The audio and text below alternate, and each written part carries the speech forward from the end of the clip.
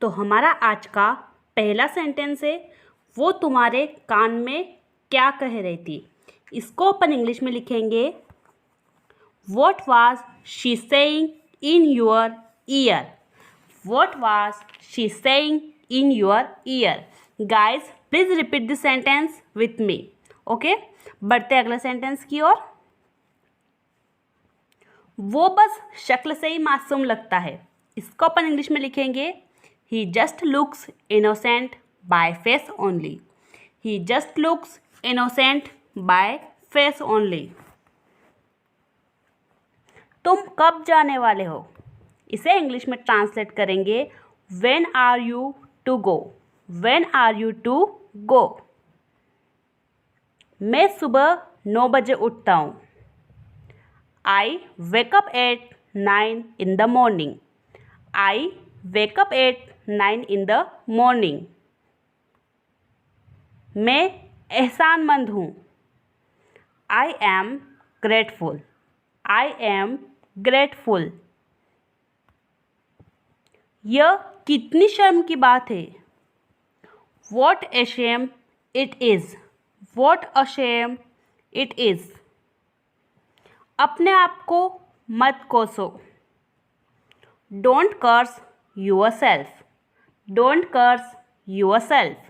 कर्स मतलब होता है अपने आप को, मतलब किसी को भी कोसना। नेक्स्ट सेंटेंस, तुम किस समय आओगे। इसे इंग्लिश में कहेंगे, what time will you come. What time will you come. मैं नहीं जानती कि वो कहाँ है। तो इसे अपन इंग्लिश में कहेंगे, I don't know where he is now. I don't know where he is now. मेरा दिमाग खराब हो रहा है। इसके लिए अपन इंग्लिश में यूज़ करेंगे, my mind is going haywire. My mind is going high wire.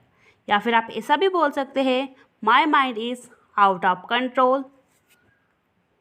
Okay, and the next sentence is, मुझ पर शक मत करो। इसे इंग्लिश में लिखेंगे, don't doubt me. Don't doubt me. जो भी होता है अच्छे के लिए होता है। ये बात तो बिल्कुल सही है यार दोस्तों। What ever happens happens for good. What ever happens happens for good. Next, तुम अपने आप पर काबू रखो। Control your self. Control your self. या फिर आप बोल सकते हैं, you should keep control on your self.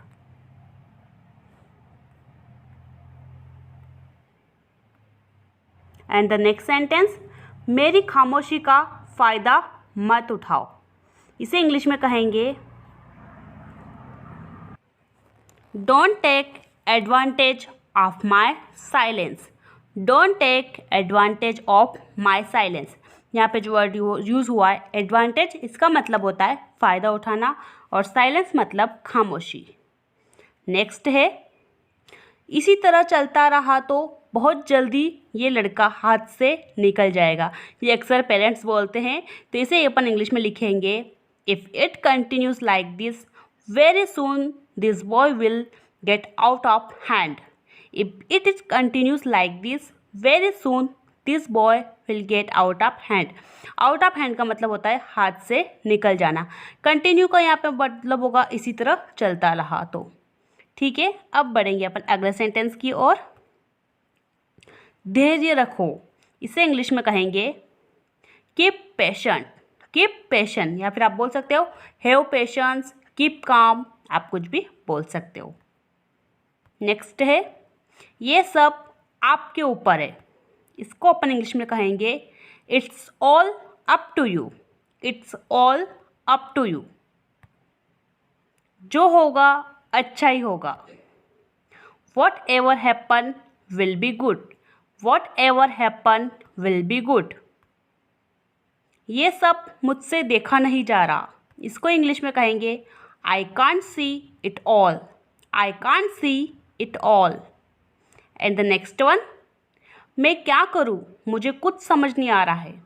तो इसे अपन इंग्लिश में कहेंगे, what should I do, I don't understand anything. What should I do, I don't understand anything. Understand का मतलब होता है समझ में आना, और एनीथिंग मतलब कि कुछ भी। And the next sentence is तुम भगवान पर भरोसा रखो। इसे अपन इंग्लिश में कहेंगे you trust in God, you trust in God. And the next one, वो सब ठीक कर देगा। He will fix everything, he will fix everything. Next one, वह एक अच्छा लड़का ढूंढ रही है। अक्सर पेरेंट्स ढूंढते हैं वैसे तो। She is looking for a good guy, यहाँ पर आप गाय की जगह बॉय भी यूज़ कर सकते हो। She is looking for a good guy.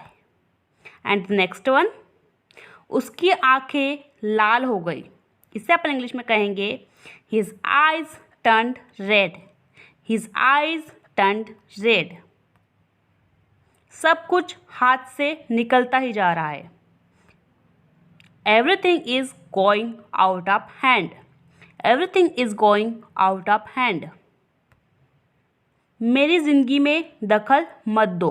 तो इसे आप इंग्लिश में लिखोगे don't interfere in my life, don't interfere in my life. Interfere का मतलब होता है किसी और की ज़िंदगी में दखल अंदाज करना, किसी भी काम में। एंड द नेक्स्ट वन, भगवान सब देख रहा है। तो इसको अपन इंग्लिश में कहेंगे God is watching everything, God is watching everything. जो भी हुआ उसे भूल जाओ। Forget that what happened, forget that what happened. आज के लिए बहुत हुआ। Too much for today, too much for today. तो गाइस, थैंक्स सो मच मेरा वीडियो देखने के लिए और मुझे इतनी देर तक सुनने के लिए। आई होप आपको समझ में आया होगा। मिलेंगे नेक्स्ट वीडियो में, तब तक के लिए बाय बाय, टेक केयर।